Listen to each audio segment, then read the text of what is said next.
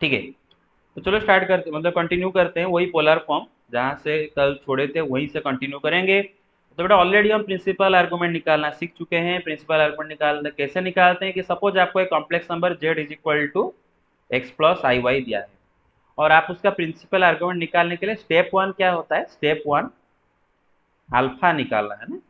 और अल्फा कैसे निकालोगे, ये वाला फॉर्मूला से tan alpha is equal to mod of y by x, where y is the imaginary part of z and x is the real part of z। तो इससे आप क्या कर देना बेटे, फाइंड एक्यूट एंगल अल्फा है ना, फाइंड एक्यूट एंगल अल्फा, ये जो अल्फा है एक्यूट एंगल है, ठीक है ना। तो कौन सा एक्यूट एंगल का टैन ये आएगा वो निकाल दोगे। फिर स्टेप टू में क्या करोगे बेटे कि टेबल टेबल देखोगे, है ना, टेबल देखोगे कि अगर आपका कॉम्प्लेक्स नंबर फर्स्ट क्वाड्रेंट में होगा तो प्रिंसिपल आर्गुमेंट थीटा अल्फा के साथ बराबर आ जाएगा, और कॉम्प्लेक्स नंबर अगर सेकंड क्वाड्रेंट में होता है तो principal argument theta is equal to pi minus alpha, and complex number अगर थर्ड क्वाड्रेंट में होता है theta is equal to alpha minus pi, and complex number अगर फोर्थ क्वाड्रेंट में होता है तो theta is equal to minus alpha. तो इतने, यही दो स्टेप में आपको कॉम्प्लेक्स नंबर का प्रिंसिपल आर्गुमेंट मिल जाता है। अच्छा, तो एक क्वेश्चन बस करते हैं। सपोज बेटे एग्जाम्पल, सपोज जेड दे रखा है कि 1 - √3i है ना। अच्छा, निकाल सकते हो खुद से इसका प्रिंसिपल आर्गुमेंट, आप लोग निकाल सकते हो खुद से इसका principal argument, yes yes sir. Sir. निकालो निकालो।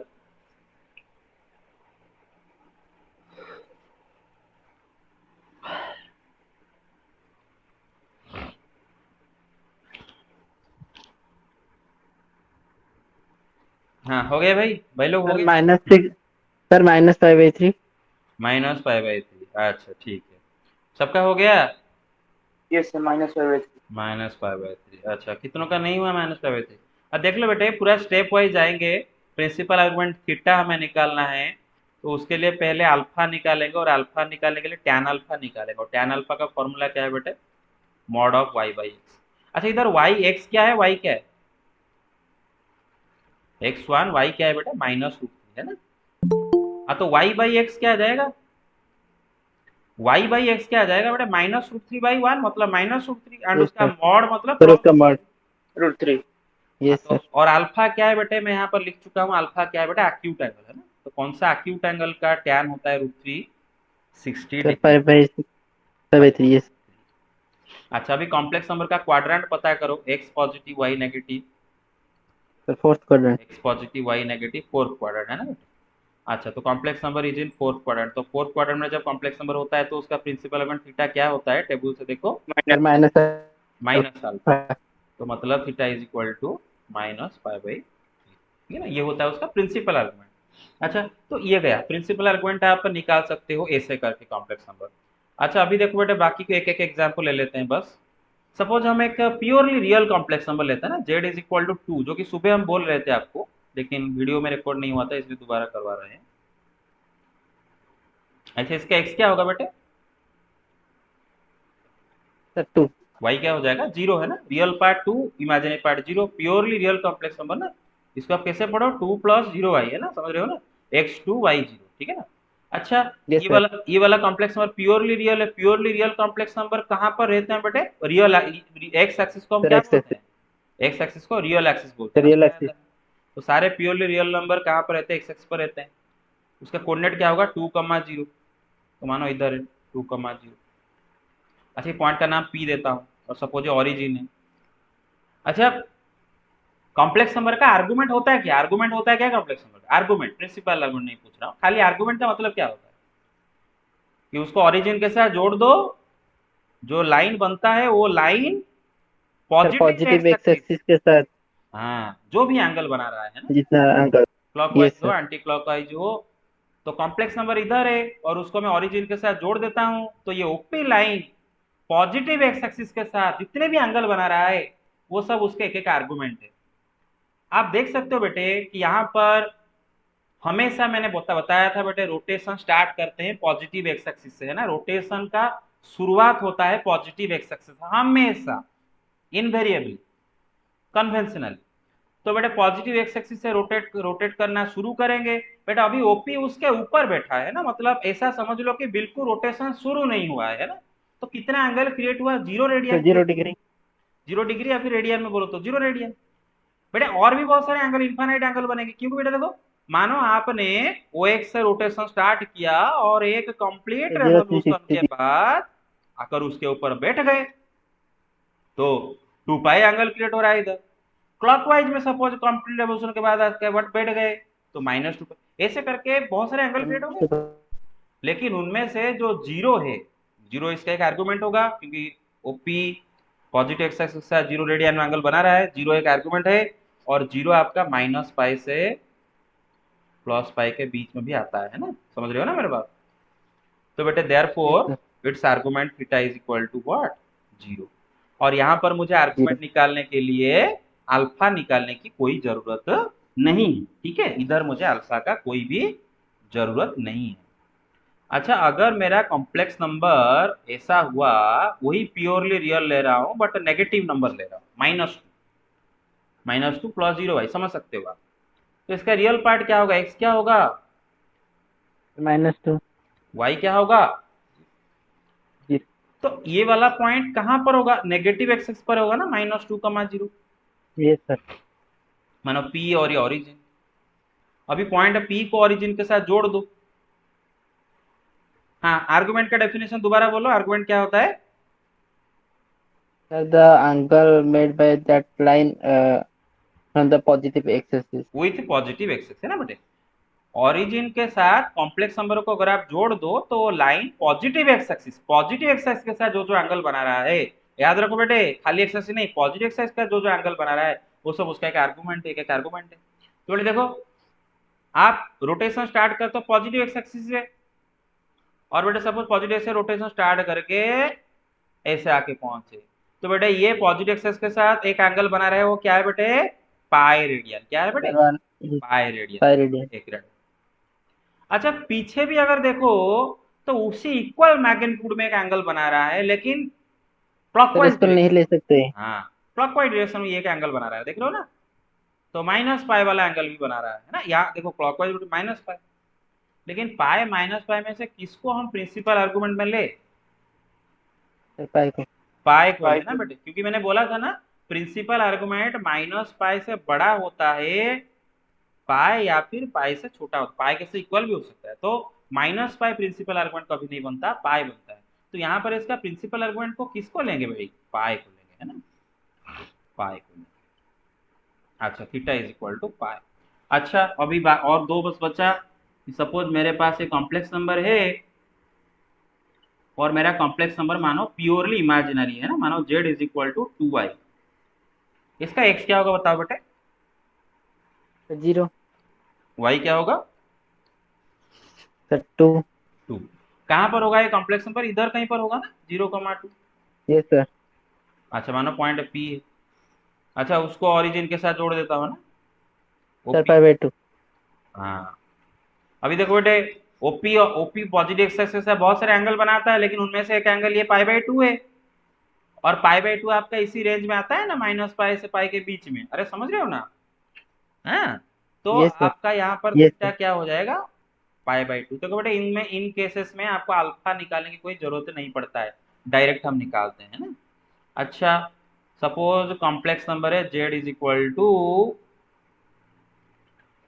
-2i है ना, इसका x क्या होगा, 0 and y equals to -2। इधर कहीं पर वो पॉइंट होगा ना, 0 का -2। Yes sir. अच्छा, वो उस, होगा सर -pi/2। हाँ, ओरिजिन के साथ जोड़ दो। तो बेटा ये पॉजिटिव एक्स एक्सिस है, ये जो एंगल बना रहा है ना -पाई/2, बेटा -पाई/2 -पाई एंड पाई के बीच में आएगा ना, समझ रहे हो मेरा बात। Yes yes sir. Sir. Very good. अब अच्छा, एक मिनट, आप सब समझ पा रहे हो ना ये कैसे उसके बीच में आ रहा है बेटे, नंबर लाइन में -पाई मतलब होता है, आप समझ रहे हो ना, -पाई का रियल नंबर है, नंबर लाइन में -पाई इधर होगा, फिर उसके बाद इधर -पाई/2, फिर आई होप यू गेट इट, इधर बेटे -पाई, यस सर। फिर ऐसा हो गया -पाई/2, फिर 0, फिर पाई/2। I hope you get it right. Okay, ठीक है। तो ये था यस सर। फंडा, ये था फंडा। तो ऐसे कॉम्प्लेक्स नंबर का हम प्रिंसिपल आर्गुमेंट निकाल देते हैं। अब खाली लास्ट बचा पोलर फॉर्म, जो कि अब मैं आपको बता देता हूँ, आराम से देखो, ठीक है। पोलर फॉर्म बेटा इससे कोई भी सवाल नहीं आएगा 11th क्लास के एग्जाम में, डोंट वरी, देख लो खाली।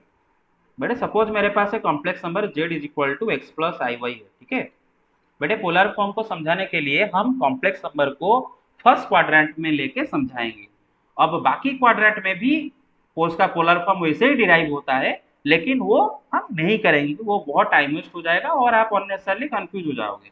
आप बस फर्स्ट क्वाड्रेंट में, बुक में भी आप देखोगे, कोई भी बुक में ले लो कि फर्स्ट क्वाड्रेंट में कॉम्प्लेक्स नंबर रख के उसका पोलर फॉर्म को एक्सप्लेन कर दिया गया है, और बाकी के क्वाड्रेंट में बच्चे खुद से अगर इंटेलिजेंट है, बच्चे अगर खुद दिमाग लगा के अगर चाहे तो कर सकते हैं, कोई जरूरत नहीं है, लेकिन चाहे तो कर सकते हैं, नहीं करने से कोई प्रॉब्लम नहीं है। तो बेटे कॉम्प्लेक्स नंबर का पोलर फॉर्म समझाने के लिए मैं फर्स्ट क्वाड्रेंट वाला एक complex number z is equal to x plus I ले रहा हूँ, मतलब x is positive and y is positive, ठीक है। अच्छा, तो ये वाला कॉम्प्लेक्स नंबर जो पॉइंट के द्वारा लोकेट होगा, वो पॉइंट का कोऑर्डिनेट क्या रहेगा बेटे, x, y, और x पॉजिटिव y पॉजिटिव, मतलब फर्स्ट क्वाड्रेंट में आपका कॉम्प्लेक्स नंबर है। अभी बेटे ये जो कॉम्प्लेक्स नंबर को मैं ओरिजिन के साथ जोड़ देता हूँ, ये O है। क्या आप मुझे OP का लेंथ बता सकते हो, ऑलरेडी पढ़ चुके हैं। Root over X square plus Y. हाँ, modulus of the complex number root over of X square plus Y square, और इसको आर भी बोलते हैं, क्या बोलते हैं इसको, आर बोलते हैं ना। अच्छा अच्छा बेटे एक काम करो, मैं ना इसको जोड़ता हूँ, ये ए है, ठीक है। अच्छा, ये कॉम्प्लेक्स नंबर का प्रिंसिपल आर्गुमेंट यही तो होगा ना, यही वाला एंगल ही होगा। Yes sir. क्योंकि देखो बेटा यही वाला एंगल आपका माइनस पाई से पाई के बीच में रहता है, हैं? बस समझ में आ रहा है आपको। अच्छा, ये वाला एंगल उसका प्रिंसिपल आर्गुमेंट थीटा है, एंड ये वाला लेंथ है आर, है ना, ये वाला लेंथ कितना है बेटा, आर। Yes sir. अच्छा बेटा ये एक राइट एंगल ट्रायंगल है ना, OAP एक राइट एंगल ट्रायंगल है।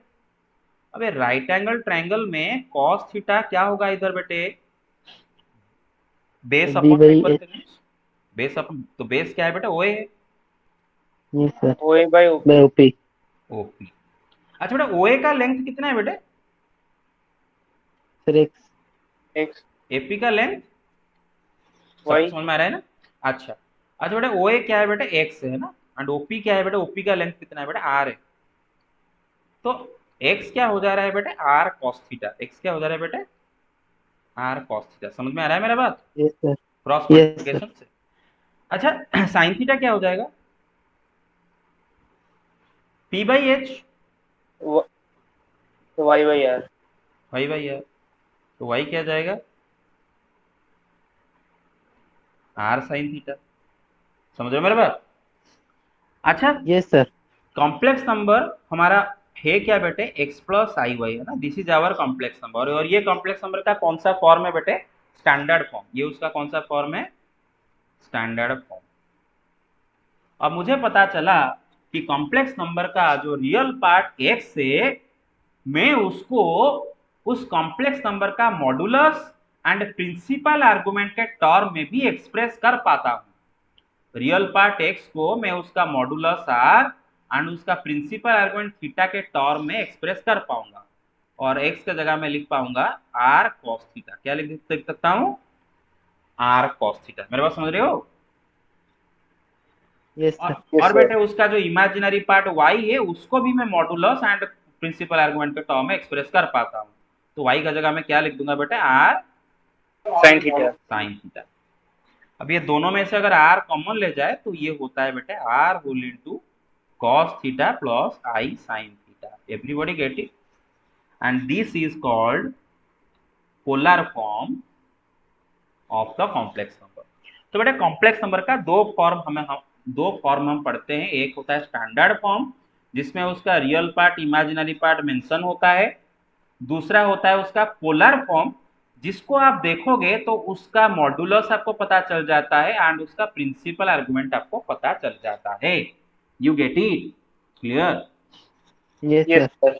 अच्छा अब मेरे बात बेटे कान खोल के सुन लो, कॉम्प्लेक्स नंबर का जो पोलर फॉर्म में यहाँ पर जो थीटा हम इस्तेमाल कर रहे हैं, ये दोनों थीटा इसका प्रिंसिपल आर्गुमेंट है, लेकिन इसका मतलब ये नहीं कि हम इस जगह पर और कोई आर्गुमेंट लिख देने से गलत हो जाएगा, ऐसा नहीं है।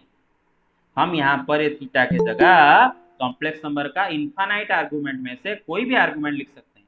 इनफाइनाइट आर्गुमेंट साथ दिया, कोई भी आर्गुमेंट लिख सकते हैं।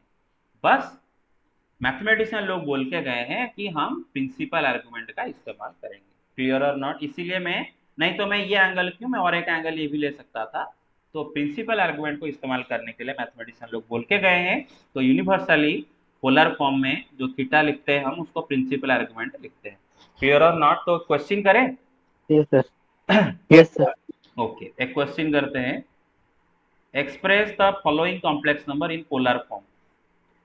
Express the complex number z is equal to 1 minus I in polar form। देखो स्टेप बाय स्टेप पहले बताता हूँ। पहले आप उसका r निकालो, r निकालो, जरा निकालो सब, r निकालो। r क्या होता है बेटा? मॉड उसका होता है, मॉड निकालो। Sir, root 2. √2 √2 है ना, रूट ओवर ऑफ 1 का स्क्वायर प्लस -1 का स्क्वायर तो हो जाएगा √2। अच्छा, अब थीटा निकालेंगे है ना, लेकिन उसके लिए क्या निकालेंगे? पहले अल्फा निकालेंगे। tan अल्फा क्या आ जाएगा? Mod of y by x. अच्छा, इसमें x क्या है? Sir, 1. y क्या है? अच्छा, तो -1 y बाई एक्स Sir, क्या हो जाएगा? -1. -1 का मॉड Sir, 1। और अल्फा के एक्यूट एंगल, कौन सा एक्यूट एंगल का tan 1 होता है? π/4 π/4। अच्छा, अब देखो कॉम्प्लेक्स नंबर का क्वाड्रेंट देखो जरा। x positive y the negative. fourth quadrant. Fourth quadrant. अरे x Yes, positive sir. y negative, समझ रहे हो ना? Fourth quadrant. तो बेटा फोर्थ क्वाड्रेंट में जो कॉम्प्लेक्स नंबर होता है z is in fourth quadrant, तो उसका प्रिंसिपल थीटा क्या आ जाएगा? Sir, -5/4. हाँ, माइनस अल्फा फिर माइनस। अच्छा, तो पोलर फॉर्म भी लिख सकते हैं। पोलर फॉर्म, कॉम्प्लेक्स नंबर का पोलर फॉर्म क्या होता है ना? z is equal to r into cos theta + I sin θ plus I sine theta, है ना? Where r is the modulus and theta is the principal argument. तो इसका r क्या है बेटे? रूट, r क्या है? √2 है ना? √2 Sir, root 2. Whole into cos theta क्या है बेटे? -π/4 है ना? Sir, -5/4. Plus I sine -π/4। This is finally the polar form of your complex number ना। बट ये जो चेहरा मिला ना, ये चेहरा को कॉम्प्लेक्स नंबर का पोलर फॉर्म बोला जाता है, जिसमें ये नंबर उसका मॉडुलस है एंड ये नंबर उसका क्या है बेटे? प्रिंसिपल आर्गुमेंट है। क्लियर? समझ में आ रहा है? अच्छा, सर आगे इसको सॉल्व नहीं Yes, sir. करेंगे? ना आगे Sir, इसको सिंप्लीफाई कर सकते. करके क्या फायदा? वही तो आ जाओगे ना स्टैंडर्ड फॉर्म, वही तो आ जाओगे ना स्टैंडर्ड फॉर्म में। Yes sir. अरे फायदा Yes, क्या? sir. पोलर फॉर्म क्या होता है? फॉर्म, फॉर्म समझते हो ना? चेहरा। फॉर्म का एक्चुअल मीनिंग क्या होता है? चेहरा, है ना? उसका चेहरा। तो ये उसका पोलर चेहरा है ना, मतलब ये चेहरा को कोई अगर आके देखेगा तो उसको उसका आर एंड थीटा दिखेगा। अब आप इसको अगर सिंप्लीफाई कर दोगे तो उसका स्टैंडर्ड फॉर्म दिख लेगा। है, समझ रहे हो? हाँ, तो फायदा क्या? Yes standard sir. फॉर्म से Yes, तो, sir. स्टैंडर्ड फॉर्म से तो पोलर फॉर्म में लाए तो दोबारा वही कर दोगे तो फायदा क्या है? अच्छा, ये गया। अब बेटा देखो एक डिमूवर थ्योरम खाली जान लो, एंट्रेंस में काम आएगा। बस ये लास्ट आज का, ये लास्ट, इसके बाद और नहीं। डिमूवर थ्योरम क्या होता है बेटा? ध्यान रखो बेटे कि कॉस थीटा, इसका डेरिवेशन हम नहीं करेंगे क्योंकि आपके एक तो डिमूवर थ्योरम सिलेबस में ही नहीं है, तो अन्य से डेरिवेशन करके टाइम वेस्ट नहीं करेंगे। खाली याद रख लो, cos theta plus I sine theta to the power n is equal to cos n theta plus I sine n theta. This is called De Moivre's theorem. मतलब cos theta plus I sin theta to the power 5 will be equal to cos 5 theta plus I sin 5 theta. But we are not going to derive it, just we have to memorize it, removers theorem. Get it? अच्छा, अब सुनो मेरे बात। Last बेटा, cos theta plus I sin theta, cos theta 1 plus I sin theta 1 into cos theta 2 plus I sin theta 2। ठीक है ना? समझ रहे हो ना? अगर ये दोनों को मल्टीप्लाई करोगे तो आपका ऐसा आएगा, cos of theta one plus theta two plus I sine theta one plus theta to. देखना चाहोगे कैसे? देखना चाहोगे कैसे? अरे देखना सर क्रॉस चाहोगे? मल्टीप्लाई। खुद से कर सकते हो? अरे यस सर। खाली Yes, डिस्ट्रीब्यूटिव sir. लॉ लगा दो, डिस्ट्रीब्यूटिव लॉ लगा के मल्टीप्लाई कर दो, है ना? तो ये यस सर। फॉर्मूला आपको दिखने लगेगा, और कुछ नहीं, इसमें कोई ट्रिक कुछ नहीं है खाली, लेकिन इसको एक फॉर्मूला की तरह हमको याद रखना है। और बेटे खाली दो के लिए नहीं, बल्कि आगे में अगर cos थीटा थ्री प्लस आई साइन थीटा थ्री अगर मल्टीप्लाई करूं तो theta one plus theta two plus theta three हो जाता, और यहाँ पर प्लस थीटा थ्री हो जाता।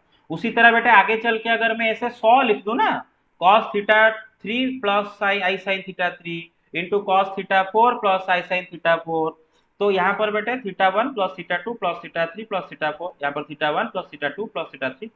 यू गेट इट और नॉट? समझ में आ रहा है? Yes, sir. Yes sir. अच्छा, तो बेटे इससे एक बात ये निकला, इससे एक बात ये निकला कि सपोज मेरे पास दो कॉम्प्लेक्स नंबर है, ठीक है ना, लेट एक कॉम्प्लेक्स नंबर Z1 है और एक कॉम्प्लेक्स नंबर Z2 है।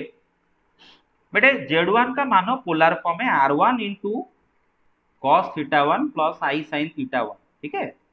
और Z2 का पोलर फॉर्म बेटे R2 इंटू, बेटे ये सिलेबस में नहीं है, those who do not want to learn this you can leave also right now because this is not in your syllabus. I do not want to confuse you, don't think that this things will come in exam, ये सब exam में नहीं आएगा। Let me repeatedly say this, ये सब exam में नहीं आएगा, एनुअल में नहीं आएगा, कभी भी नहीं आएगा आपका 11th में, 12th में भी ये नहीं है, ये सब एंट्रेंस के लिए चाहिए। आपका सिलेबस में एक्चुअली में सब था, लेकिन लास्ट ईयर से डिलीट हुआ है, ठीक है? जब कोरोना खत्म होगा फिर से इंट्रोड्यूस कर देंगे। तो आपको मैं खाली एक्स्ट्रा बता रहा हूँ, तो आप अगर चाहो तो ये क्लास अभी मिस कर सकते हो, ये क्लास को स्किप कर सकते हो अगर कंफ्यूज हो रहे हो तो, but don't worry, these are not for your exam. Okay, everybody got it what I am trying to say? Yes, sir. Yes, sir. अच्छा, तो cos थीटा टू प्लस आई साइन थीटा टू है ना, मेरे बात समझ लो। तो मानो मेरा दो कॉम्प्लेक्स नंबर Z1 Z2 है, और ये Z1 का पोलर फॉर्म है एंड ये Z2 का पोलर फॉर्म है, ठीक है? अब सुनो मेरे बात, अगर मैं Z1 एंड Z2 को मल्टीप्लाई कर दूं, आपको पता है ना बेटे, दो कॉम्प्लेक्स नंबर को अगर मल्टीप्लाई करे तो एक कॉम्प्लेक्स नंबर ही मिलता है ना? अच्छा बेटे, Z1 Yes, complex sir. Number का मॉडुलस क्या है? R1, एंड उसका प्रिंसिपल आर्गुमेंट क्या है बेटे? थीटा वन, है ना? Z2 का मॉडुलस R2, उसका प्रिंसिपल आर्गुमेंट थीटा टू।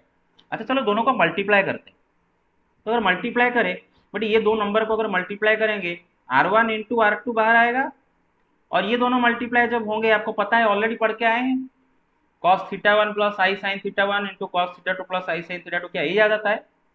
अरे समझ रहे हो ना? तो ये दोनों यस को सर। मल्टीप्लाई करके Yes, ऐसा sir. आ जाएगा आपका।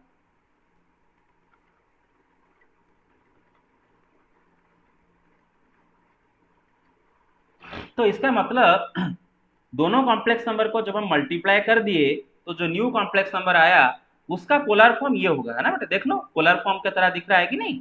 पोलर फॉर्म क्या होता है? बाहर Yes, एक sir. कांस्टेंट मल्टीप्लाई हो रहा होगा, बाहर एक कांस्टेंट मल्टीप्लाई हो रहा होगा, अंदर cos of some angle plus I sine of same angle, उसी को तो पोलर फॉर्म बोलते हैं ना कॉम्प्लेक्स नंबर का।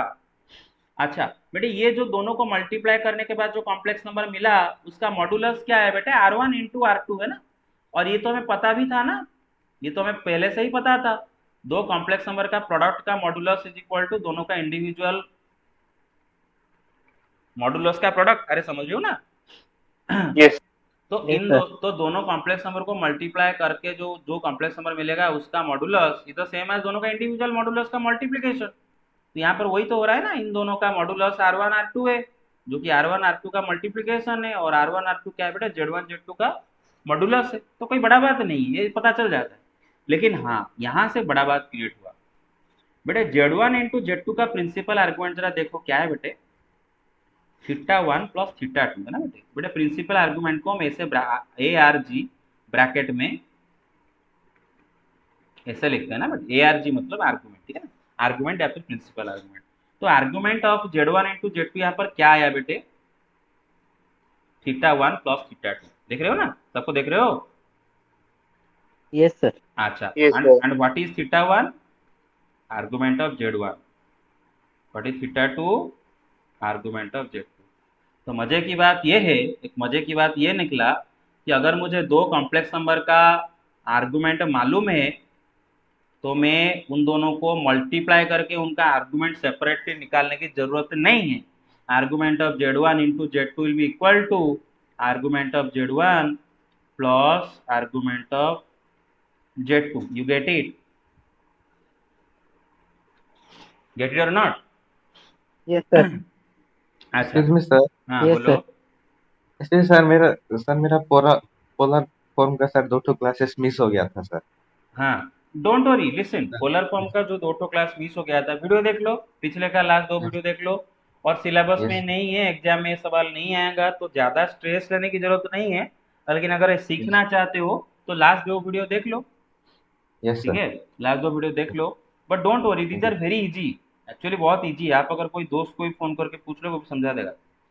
Yes sir. तो वीडियो देख के समझ लो, but these are not for exam.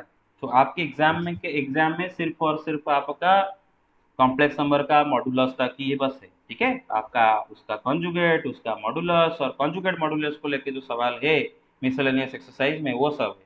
Polar form नहीं है, क्वाड्रेटिक है, पोलर फॉर्म नहीं है, ठीक है? बस ये गया। अब जैसे लास्ट खाली देख लो, जैसे ये हुआ है लास्ट, ये खाली देख लो कि सपोज बेटा एक फॉर्मूला है और इसको भी डिराइव नहीं किया जाएगा, cos theta 1 plus I sine theta 1 divided by cos theta 2 plus I sine theta 2। बेटा ये डिवीजन आप कर सकते हो,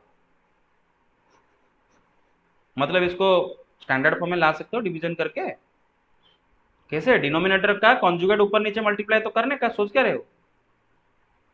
अरे डिनोमिनेटर का कॉन्जुगेट ऊपर नीचे मल्टीप्लाई करोगे ना? Yes, hello, sir. हाँ। तो Yes, sir.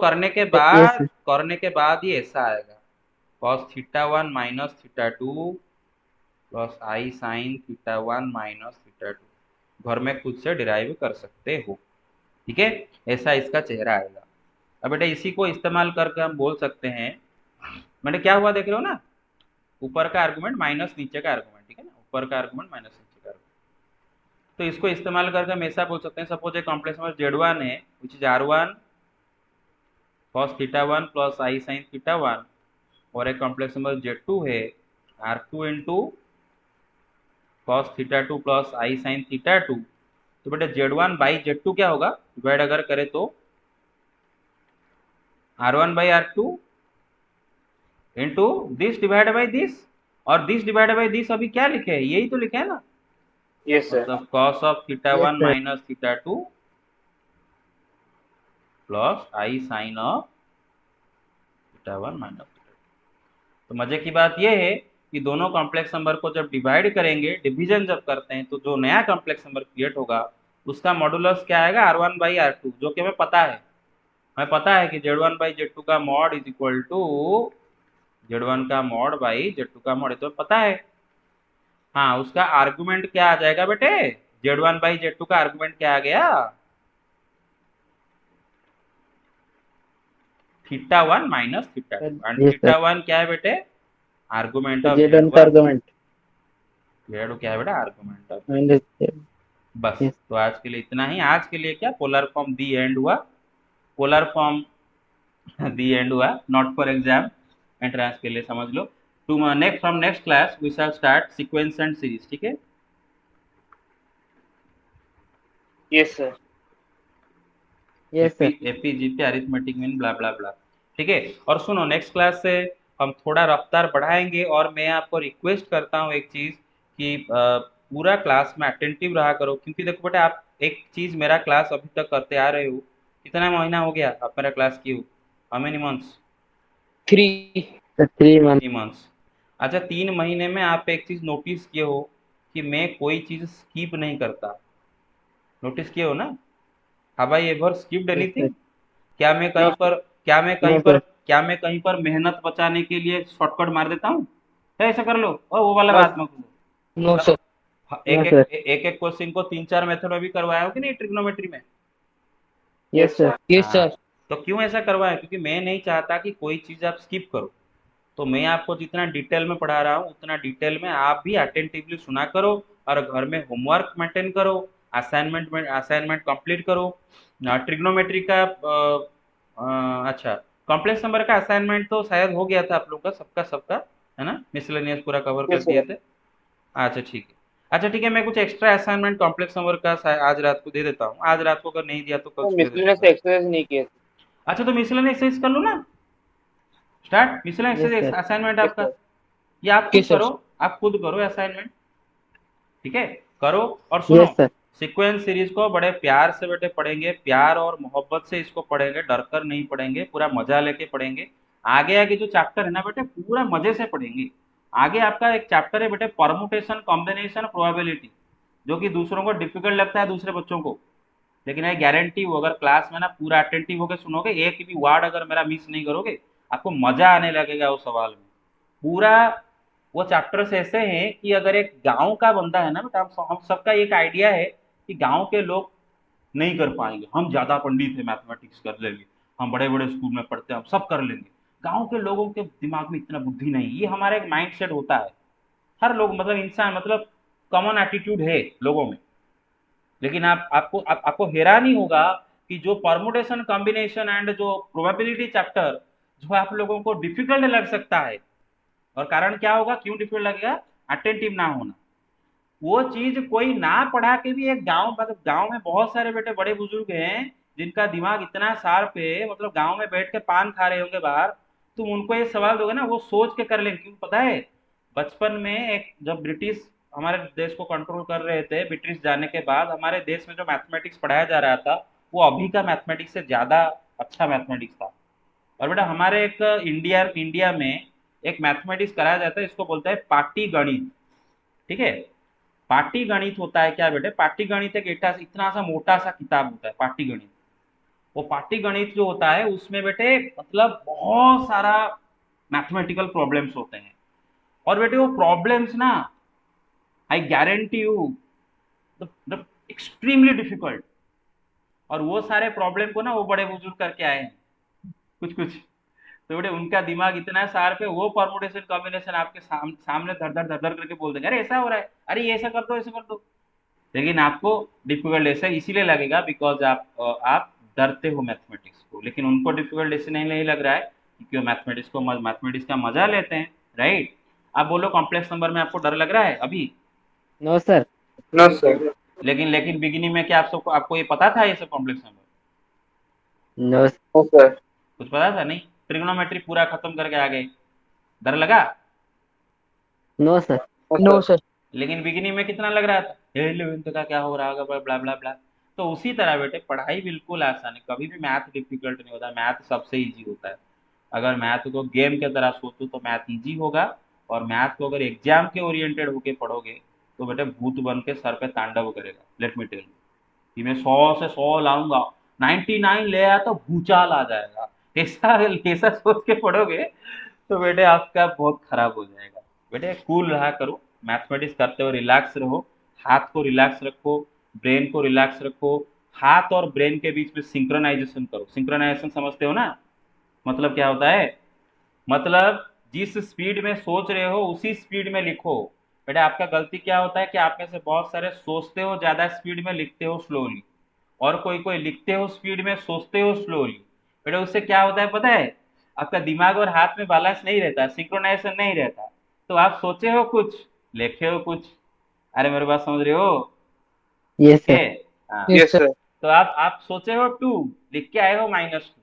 हाँ तो ऐसा तभी होता है जब आपका हाथ और ब्रेन के बीच में सिंक्रोनाइजेशन नहीं रहता। तो प्रैक्टिस करो, कूल रहो, हाथ को पूरा कूल रखो। ऐसा सोचो कि मैं एग्जाम में जा रहा हूँ, कुछ सवाल है, मैं जितना पढ़ा हूँ I will try my best, I will give my best, जो होगा देखा जाएगा, लेकिन मैं वो सारे सवाल को करके ही रहूंगा।